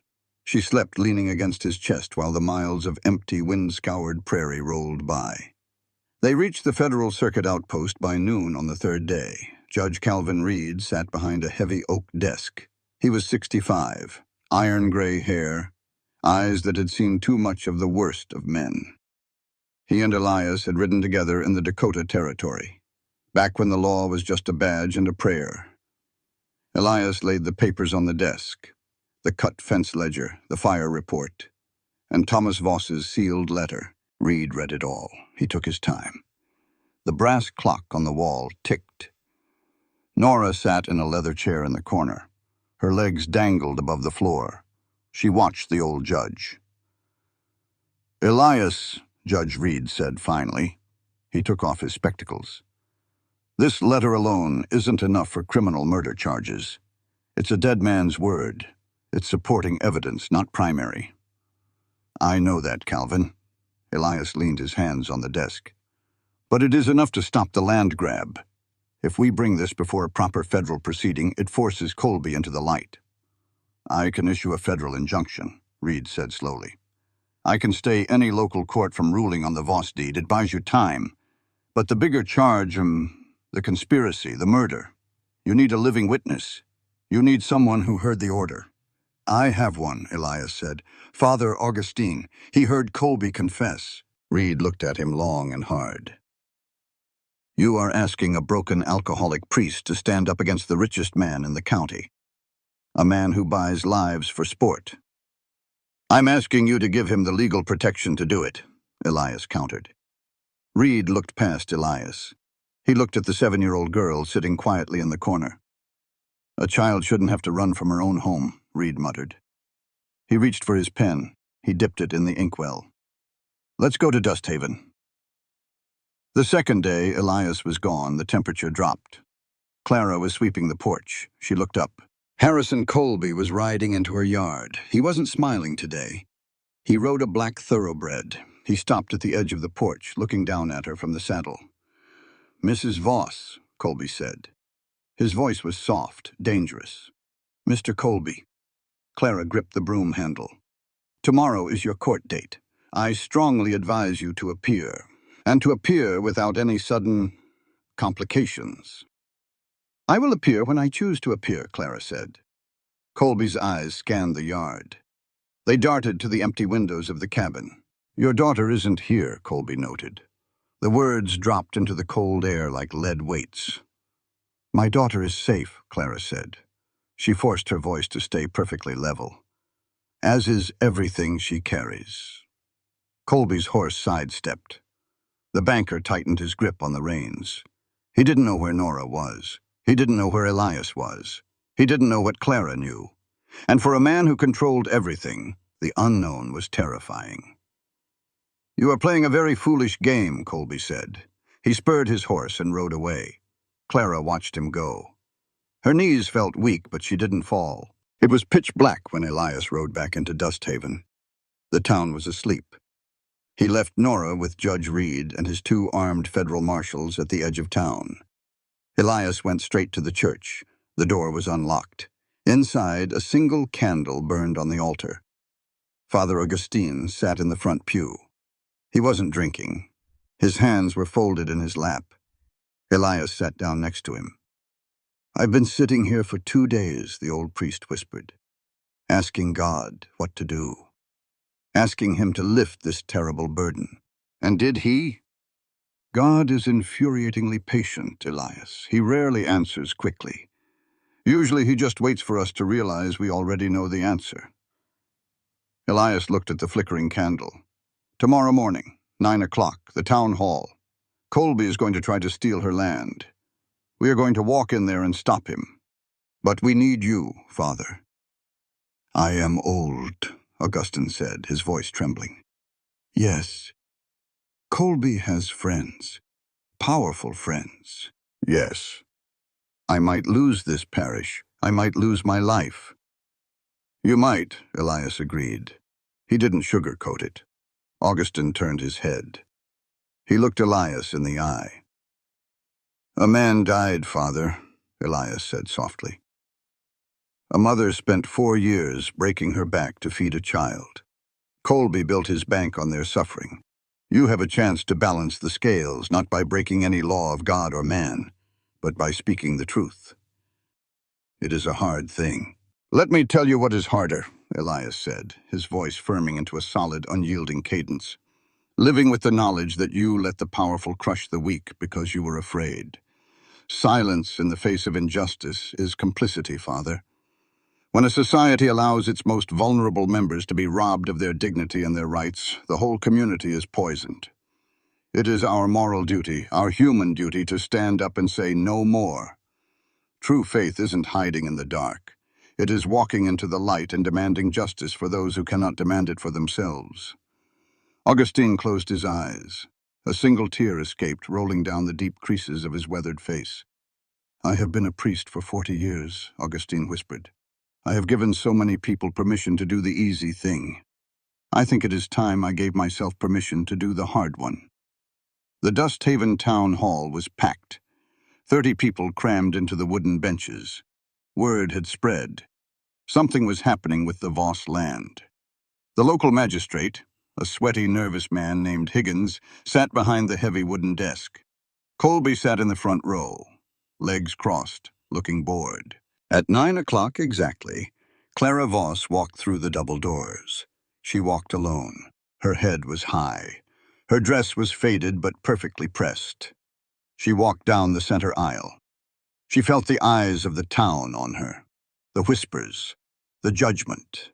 She ignored them all. She stood before the magistrate's desk. "Mrs. Voss," Higgins stammered, looking nervously at Colby. "You are here regarding the dispute of the Southern Ridge deed. The plaintiff claims your title is invalid due to unpaid municipal levies." It was a complete fabrication. Clara opened her mouth to speak. The double doors at the back of the hall crashed open. The heavy wood slammed against the walls. The sound echoed like a gunshot. The entire room spun around. Elias Cole stood in the doorway. He was covered in trail dust. His eyes were cold steel. He walked down the aisle. The crowd parted for him like water. Behind him walked little Nora. Behind her walked Judge Calvin Reed, wearing his black federal robes. He carried a leather folio. Behind the judge walked Father Augustine. And bringing up the rear, trembling but standing tall, was young Deputy Sam Holt. He stepped inside and stood squarely in front of the doors. He crossed his arms. Nobody was leaving. Colby stood up. His face went completely white. Judge Reed didn't stop until he reached the front. He looked down at the sweating local magistrate. "I am Circuit Judge Calvin Reed, appointed under federal jurisdiction," Reed's voice boomed. It filled the hall. "I am here to inform this court that by authority of the federal bench, any ruling on the matter of the Voss land title is hereby stayed. Any proceeding in this room today is completely null and void." Higgins dropped his gavel. It clattered to the floor. Colby stepped forward. "Now see here, this is a local matter. You have no jurisdiction over municipal tax disputes. Sit down, Mr. Colby," Reed snapped. The authority in his voice was absolute. Reed turned to face the townspeople. He looked at the men and women who had ignored Clara Voss for 4 years. "This court," Judge Reed declared, his words ringing out like a sermon, "does not exist to legitimize the prejudices of the majority. It does not exist to serve the greed of one wealthy man. It exists to ensure that the most vulnerable among us, the ones society casts aside, the ones you deem unworthy of your time, stand shoulder to shoulder with the most powerful man in this room before the scales of justice." The hall was dead silent. You could hear a pin drop. "Equality under the law is not a favor we hand out when it is convenient," Reed continued. "It is an absolute human right. It is the bedrock of this nation. Every person possesses undeniable dignity. To strip a widow of her property simply because she is alone is a betrayal of everything this country stands for. The law is a shield for the weak, not a sword for the cruel." Colby's jaw worked furiously. "You have no proof of anything. This is a theatrical outrage." Elias stepped forward. He looked directly at Colby. "We have proof," Elias said. "Thomas Voss wrote a letter before the mine collapsed. He named the foreman you bribed. He named the dates you ordered the supports pulled. You murdered 5 men to steal their land." The crowd gasped. Murmurs erupted. "A dead man's scribbles," Colby shouted, his composed mask shattering. "Heresy! It proves nothing in a court of law." "No," Father Augustine said. The priest stepped out from behind the judge. His hands shook, but his voice was surprisingly strong. "But I do," Augustine said. Colby stared at the priest. "You wouldn't dare. You are bound—" "I am bound by God, Harrison. Not by you," Augustine interrupted. The old priest turned to the judge. "I was present when Harrison Colby, on the evening of March the 4th, 1874, stated in my hearing that he had arranged for the mine supports to be removed early. He said it was to drive the independent miners off the claim. He was drunk. He thought he was safe, but I was sober. And I heard every single word." The hall erupted. Men stood up. Women covered their mouths. The truth was out, ugly and bare. Nora stepped forward. She walked right up to Colby. She was so small. He was so big. But she didn't look scared at all. "My papa wrote that letter for me and Mama," Nora said. Her clear, high voice cut through the shouting. The room fell silent again to listen to the child. "He said he wanted us to know the truth, no matter what happened to him, because truth is the only thing worth keeping. You thought we didn't matter because we didn't have money. But Papa said money just makes loud people louder. It doesn't make them right." She didn't shout. She just stated a fact. Colby looked around the room. He looked at the faces of the townspeople. He had ruled them through fear, but the fear was gone. He saw anger. He saw disgust. He had lost the town. Judge Reed looked at Colby. "Harrison Colby, I am opening a formal federal investigation into the Silver Creek mine collapse. Your assets are hereby frozen pending federal review. Deputy Holt." Young Sam Holt swallowed hard. He stepped forward from the doors. "Yes, Your Honor," Holt said. "Escort Mr. Colby to the jailhouse. He is a flight risk." Colby didn't fight. He didn't draw a weapon. Men like Colby were cowards without their money. He straightened his coat. He walked down the aisle in utter silence. Holt followed close behind. Elias stood at the front of the room. He looked at Clara. She was looking back at him. Her eyes were shining. The heavy, crushing weight of 4 years of isolation was finally lifting off her shoulders. Elias walked over to her. The town watched. They didn't whisper anymore. "It's over," Elias said softly. Clara nodded. "Thank you." "Let's go home," Elias said. He offered his arm. She took it. And together, with Nora walking beside them, they walked out the double doors and into the bright morning sun. 2 weeks later, the snow came early to the Montana Territory. It fell softly over Dust Haven, covering the mud and the dirt in a blanket of pure, quiet white. Things were different now. Harrison Colby was gone, transferred to a federal holding cell in Helena to await trial for fraud and criminal conspiracy. His bank was under federal receivership. The town itself had shifted. It wasn't a sudden, miraculous transformation. People who have looked the other way for years don't become saints overnight. But the ice had broken. Clara was walking down Main Street. Nora was at the new schoolhouse sitting in the front row. Clara was carrying a sack of flour. Mrs. Morrison walked out of the mercantile. She saw Clara. Before, Mrs. Morrison would have crossed the street. Today, she stopped. She looked uncomfortable. She wrung her gloved hands together. "Mrs. Voss," Mrs. Morrison said. Clara stopped. "Mrs. Morrison, I baked a pie this morning. Apple and cinnamon. It's sitting on my cooling rack. I would be very pleased if you took it home for your daughter." It was an awkward apology. It wasn't perfect, but it was real. "Thank you," Clara said. "Nora likes apple." She didn't forgive the woman instantly. Healing didn't work like that. But she accepted the pie. Because a community is built on small, stumbling steps toward decency. 100 miles away, Elias Cole was standing in the snow. He had ridden to the cemetery in Billings. He stood before a small headstone. The snow gathered on the carved letters of Margaret's name. He took off his hat. He held it against his chest. The winter wind whipped his heavy coat. He didn't cry. The tears had run dry a long time ago. "Margaret," Elias said aloud. His voice was steady, grounded. "I came to say goodbye." He looked at the frozen earth. "I thought living in the dark was the only way to honor you. I thought if I didn't want anything else, I was proving how much I loved you. But I was wrong." He took a deep breath of the freezing air. "Honoring the dead doesn't mean dying with them. It means taking the love they gave you and pouring it back into the world. It means standing up for the living. Her name is Clara, and the little girl is Nora. They are brave, Margaret, braver than me. And I think you would have loved them." Elias reached into his pocket. He pulled out a small sprig of green pine. He laid it gently on the top of the headstone. "Thank you for being in my life long enough to teach me how to love someone," Elias whispered. "I'm going to use it to keep them warm." He put his hat back on. He turned around. He walked to his horse. He didn't look back. It took him 2 days to ride back. He didn't go to his north ranch. He rode straight to Clara's cabin.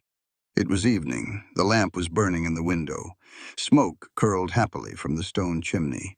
Elias tied his horse. He brushed the snow off his shoulders. He knocked on the door. Clara opened it. She was wearing a soft blue dress. Her dark hair was loose, falling in soft waves around her shoulders. She looked beautiful. She looked at peace. "You're back," she said softly. "I'm back," Elias said. "Come in. It's freezing." The cabin smelled of roasted meat and the cinnamon pie. Nora was already asleep in the bedroom. The house was quiet. Elias hung his coat by the door. He walked into the kitchen. He stood by the warm iron stove. Clara poured him a cup of coffee. She handed it to him. Their fingers brushed. "I went to Billings," Elias said. Clara looked at him. She understood. "To see her." "Yes." Elias held the cup with 2 hands. I needed to close the door before I could open a new one. Clara leaned against the wooden counter. The firelight flickered across her face. I want to ask you something, Clara, Elias said. He didn't look at the floor. He looked right into her dark eyes. I'm going to say it plainly, because I don't know any other way to say it. I appreciate plainness, she whispered. Elias set the coffee cup down. He stepped closer to her. I want to stay, Elias said. Not as a neighbor. Not as a man who fixes fences when they break. I want to be here. With you. With Nora. I want to build a life in this house. I know I am asking a massive thing. I know you have survived alone for a long time. I know I come with a lot of quiet. And a spare room I haven't opened in 8 years. Clara smiled. A soft, knowing smile. You opened it, she said. Elias blinked. What? The room. You opened it 3 weeks ago. I saw the curtain move in the window when I rode past your ranch. Elias stared at her. How long have you known what that room was? Ruth told me the second time you came to my house, Clara said gently. The silence between them was warm, heavy with trust. Elias, Clara said. Her voice trembled just a little. I have been the last choice my entire life. The last to be seen, the last to be considered, the woman the town pushed to the edges and forgot. I know, Elias said. You stepped into the alley for my daughter. You stood on the porch against armed men for me. You chose me first, without knowing my past, without needing a reason. I had a reason, Elias said firmly. You. He reached out. He took her hands in his. His large, rough hands swallowed hers completely. Listen to me, Elias said, his voice dropping to a tender, urgent rhythm. Love isn't a reward for being perfect. It isn't something you earn by having the right bloodline or the right amount of money. Respect and love belong to you simply because you draw breath. You were never a last choice, Clara. The world was just too blind to see what was standing right in front of them. I see you, all of you, and there is absolutely no hesitation in my heart. Clara looked up at him. The last brick in the wall she had built around her heart finally crumbled to dust. She stepped forward. She wrapped her arms around his waist. She pressed her face against his chest. She listened to the strong, steady beating of his heart. Elias wrapped his arms around her shoulders. He pulled her tight against him. He buried his face in her dark hair. He closed his eyes. The missing was still there, for both of them. It always would be. But Clara was right. They had grown bigger around it. And tonight, the missing didn't hurt. It just made the holding on that much sweeter. The next morning, the sun reflected brightly off the fresh snow. Nora walked out of her bedroom, rubbing the sleep from her eyes. She stopped in the kitchen doorway. Elias was standing at the stove. He had an apron tied awkwardly around his waist over his flannel shirt. He was stirring a pot of oatmeal. Nora watched him for a long moment. Morning, Nora, Elias said, glancing over his shoulder. Good morning, Mr. Cole, Nora said. She walked over to the table. She pulled out a chair and sat down. She rested her chin on her hands. Are you going to live here now? Nora asked. Elias turned around. He held the wooden spoon.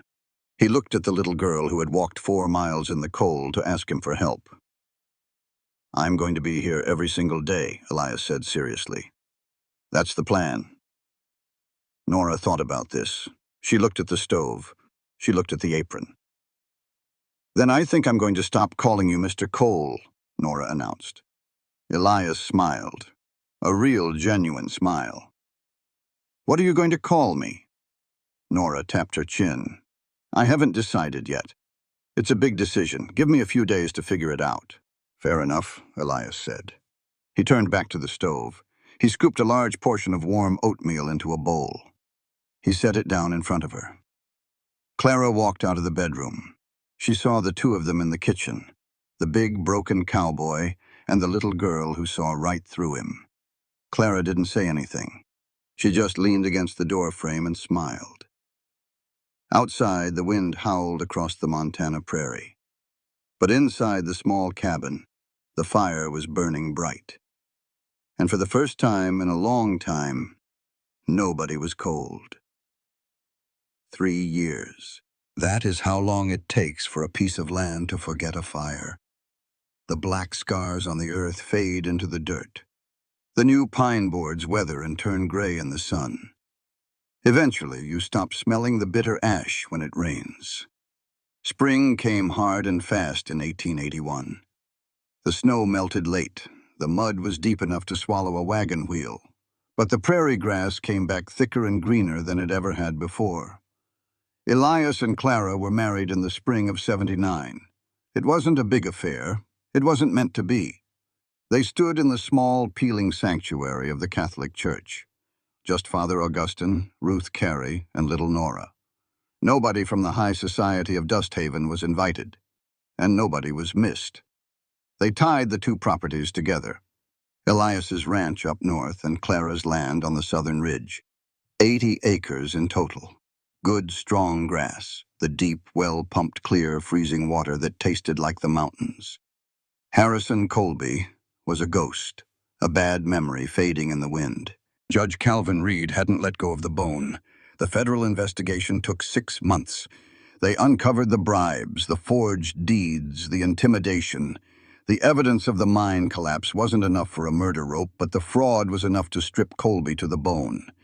They sent him to the federal penitentiary in Leavenworth. He lost the bank. He lost his tailored silk suits. He was just another number in a cage, surrounded by men who didn't care how much money he used to have.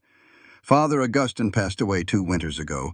He died in his sleep, peaceful, a faint smile on his weathered face. He had told Elias just a few weeks before the end that it was the first time in 40 years his conscience didn't keep him awake at night. He had finally done the hard thing, and it had set him free. Elias walked down the narrow hallway of his cabin. Their cabin now. He paused outside the white door. He reached out. He turned the brass knob. He pushed the door open. He didn't keep it closed anymore. The ghost of Margaret wasn't trapped in there. She was resting out in the cemetery in Billings, where she belonged. The room wasn't a shrine to grief anymore. It was full of light. The heavy curtains were pulled back. There were books stacked in the corners, maps pinned to the walls. A large oak desk sat by the window, covered in loose papers and ink pots. It was Nora's study. Elias smiled. He closed the door gently. He walked out into the bright morning sun. Late afternoon. The wind blowing off the mountains was warm. Elias was working on the north fence. It wasn't vandalism this time, just routine maintenance. A broken wire, a rotted post that couldn't survive the winter freeze. Nora sat on the top rail of the fence. She was 10 years old now, taller, her legs dangled longer. She was missing a tooth on the bottom row, but her eyes were exactly the same.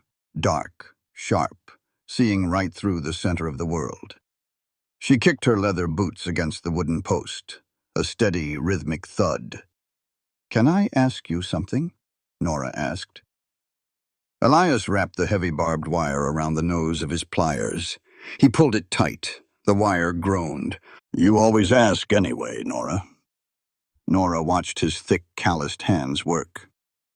"Do you think Papa would have liked you?" Elias stopped. He let the pliers drop to his side. He took off his leather gloves. He looked up at the girl.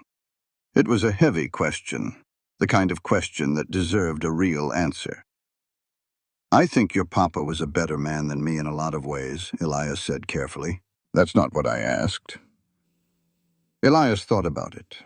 He thought about Thomas Voss, a man who sat in the terrifying dark of a collapsing mine, knowing he was probably going to die.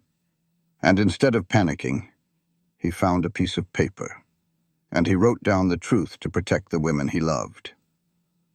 "I think he would have asked me some very hard questions," Elias said. "And I think if I answered them right, he'd have shaken my hand." Nora nodded. She accepted that.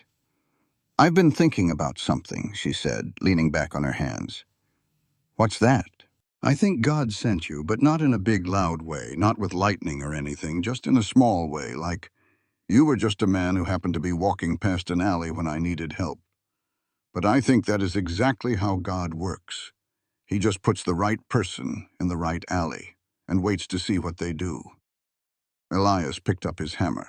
He weighed it in his hand. I don't know much about theology, Nora. You don't have to say anything, Nora said.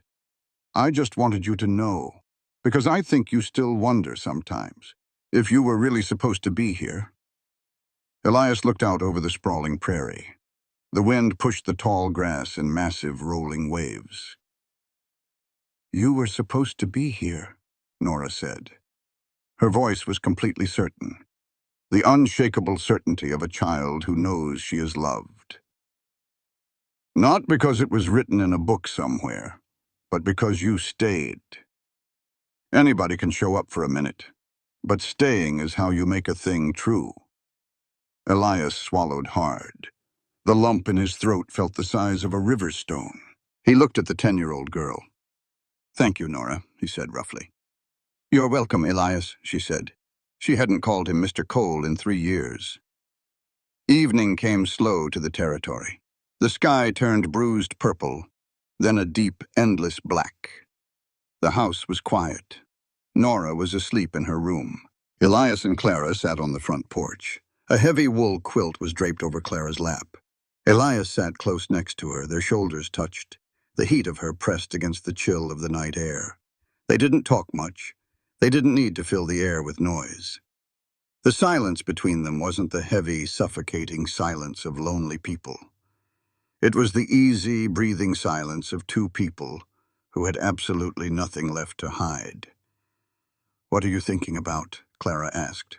Her voice was low, a soft murmur in the dark. The north fence, Elias said. The very first time I came out here to fix it. You came because of Nora. I came because of Nora, Elias agreed. He reached over. He took her hand under the quilt. His thumb traced the rough knuckles she had earned over years of washing clothes. But I stayed because of you. Clara rested her head gently on his shoulder. Do you ever think about what would have happened? If you hadn't ridden into town that specific day? Yes. And? Elias looked up at the stars, cold, distant, familiar. I think I would have lived another 20 years, Elias said. And I would have died an old, quiet man. And people would have called it a life, but it wouldn't have been. Clara turned her hand over. She threaded her fingers perfectly through his. What is it now? She asked. Elias took a deep breath. The air smelled like pine needles and distant wood smoke. It smelled like a home. It's mine, Elias said. It was the hardest thing he had said in a decade, admitting out loud that he had a life, admitting he had something to lose. But he wasn't afraid of losing it anymore. He was just profoundly grateful he got to hold it at all. Time is a funny, relentless thing. It takes everything away eventually. But if you're lucky, it leaves the truth behind.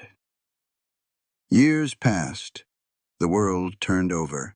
The railroad finally came to Dusthaven. The town grew into a bustling city. The dirt roads were paved over. The horses were slowly replaced by the loud, sputtering engines of automobiles.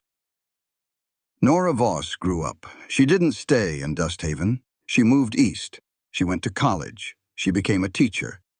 And then a writer. A woman of significant influence.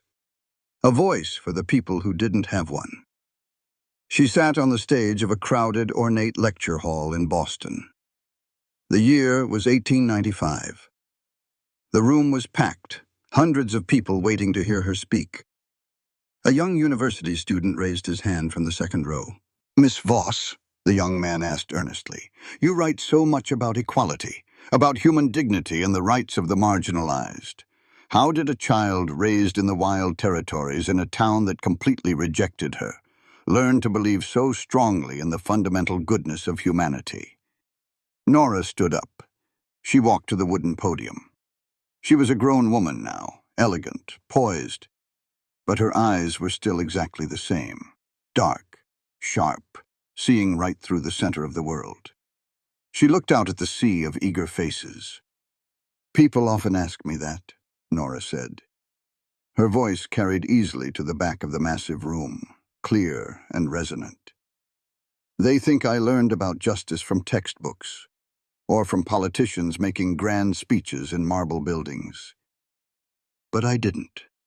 I learned everything I needed to know about human rights by watching how one man treated my mother."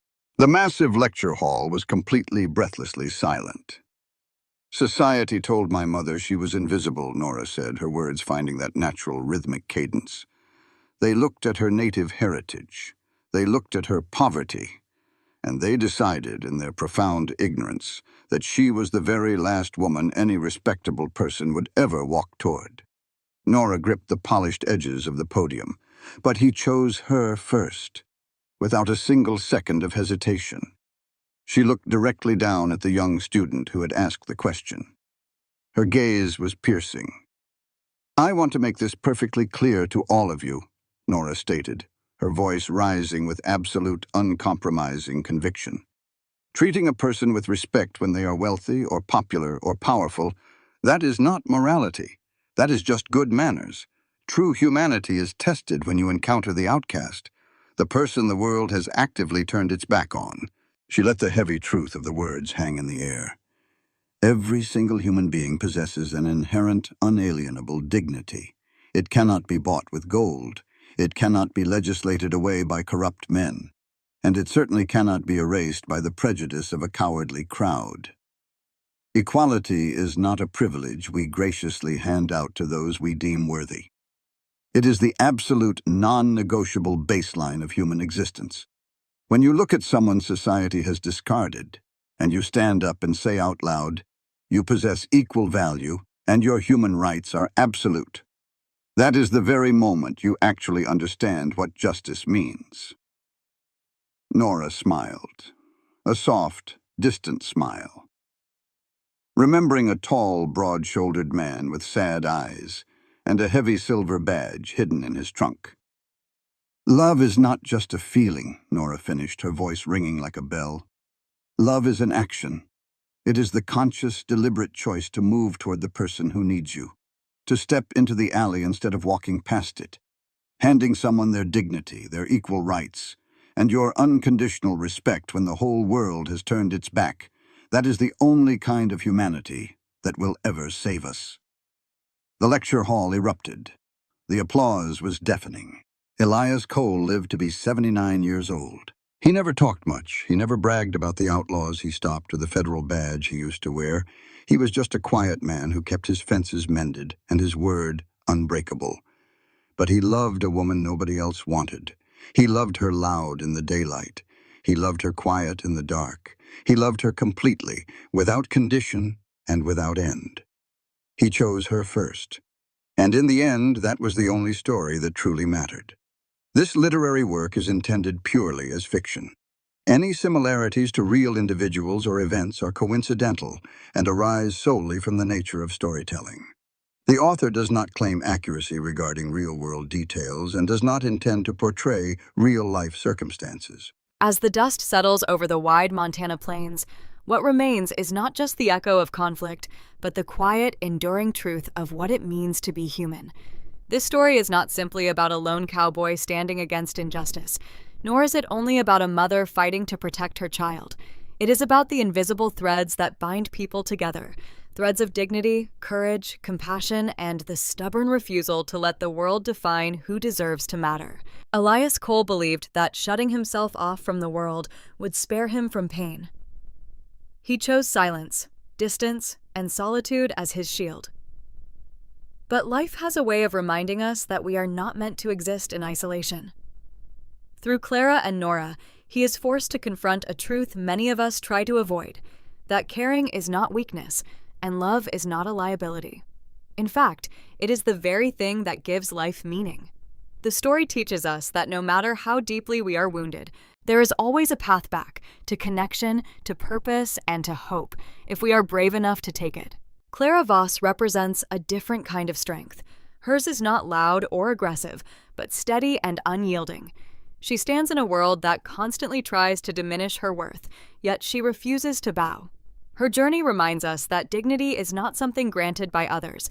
It is something we carry within ourselves. No matter how society labels or overlooks us, our value does not change. True resilience lies in standing firm when everything around us insists that we should fall. And then there is Nora, a child, yet perhaps the wisest soul among them. Through her simple acts of kindness and her unfiltered understanding of right and wrong, she reveals the purest form of humanity. She does not question whether someone deserves compassion. She gives it freely. In a world hardened by fear and prejudice, Nora shows us that empathy is not something we outgrow. It is something we forget. Her presence reminds us that healing begins when we choose to see one another, truly see one another, beyond labels, beyond fear. At its core, this story speaks to a universal truth, that justice, equality, and human dignity are not privileges reserved for the powerful. They are rights that belong to every person. When those rights are threatened, it is not enough to stand by and hope for the best. Change begins the moment someone decides to step forward, to speak, and to act, even when it is difficult, even when it is dangerous. Perhaps the greatest lesson this story offers is this. Being a good person is not about grand gestures or heroic titles. It is about small, consistent choices. The choice to help, to protect, to speak up, and to care. It is about recognizing that even in a harsh and unforgiving world, we still have the power to bring warmth, to restore hope, and to make someone else feel seen. Because in the end, the measure of a life is not found in what we accumulate, but in what we give. Not in how we avoid pain, but in how we rise above it, and not in how the world sees us, but in how we choose to see others.